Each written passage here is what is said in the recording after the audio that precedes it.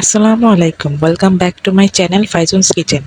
আজকের রেসিপিটি হচ্ছে হেলদি অ্যান্ড টেস্টি একটি সবজি রেসিপি। চলুন দেখি কিভাবে রান্না করতে হয়। এখানে কিছু সবজি কেটে নিয়েছি। মিষ্টি কুমড়া এভাবে করে কাটা, পেঁপে, আলু, পটলের ছিলকাটা ফেলে নিয়ে শুধু চেঁচে নিয়েছি। এখানে পেঁয়াজ কুচি করা আছে হাফ কাপ, ছেঁচে নেওয়া রসুন 1 টেবিল চামচ, কাঁচা মরিচ ফালি করা 7-8টা। কড়াইতে সব সবজিগুলি দিয়ে 2 গ্লাস পানি, লবণ, হলুদের গুঁড়া, 1/4 কাপ পেঁয়াজ কুচি, রসুন কুচি, কাঁচামরিচ কুচি সবগুলি দিয়ে খুব ভালো মতো মিশিয়ে নিতে হবে।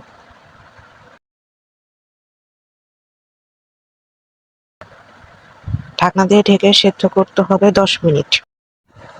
10 মিনিট পর ঢাকনা খুলে খুব ভালোভাবে নেড়ে দিয়ে আবারও ঢাকনা দিয়ে ঢেকে রান্না করতে হবে 5 মিনিটের জন্য। এই পর্যায়ে এসে চুলার আঁচ হাই থেকে মিডিয়াম করে দিতে হবে। 5 মিনিট পরে ঢাকনা খুলে একটু নেড়ে দিতে হবে। এবার ঢাকনা দিয়ে ঢেকে চুলার আঁচ বন্ধ করে এক সাইডে রেখে দিব। এ পর্যায়ে এসে বাগারটা তৈরি করে নেব। বাগারের জন্য আস্ত জিরা, কালো জিরা, 1/4 কাপ পেঁয়াজ কুচি, অল্প একটু রসুন কুচি দিয়ে খুব ভালোভাবে নেড়ে হালকা বাদামি রং হওয়া পর্যন্ত ভেজে নিব।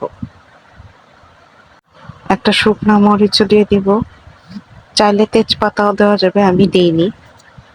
চুলার আঁচ বন্ধ করে দিব। এবার সবজির মধ্যে বাগারটা ঢেলে দিব। এরপর ভাজা জিরার গুঁড়া দিয়ে খুব ভালোভাবে মিশিয়ে নেব। আমি এখানে এক্সট্রা ফ্লেভারের জন্য কারি পাতা দিয়েছি। এটি অপশনাল, না দিলেও কোনো সমস্যা নেই, টেস্টের কোনো চেঞ্জ হবে না। কারি পাতা দিয়ে খুব ভালোভাবে মিশিয়ে নেব। এবার ঢাকনা দিয়ে ঢেকে চুলার আঁচ বন্ধ করে দিই।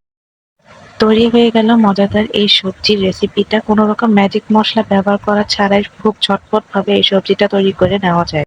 বাসায় একবার হলেও রেসিপিটা ট্রাই করে দেখবেন আপনাদের কাছে কেমন লাগে।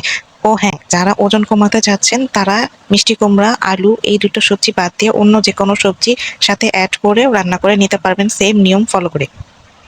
আজ তাহলে এখানেই বিদায় নিচ্ছি। রেসিপিটি ভালো লাগলে আমার ইউটিউব চ্যানেলটি সাবস্ক্রাইব করবেন এবং ফেসবুক পেজটি লাইক করে আমার পাশেই থাকবেন। আল্লাহ হাফেজ।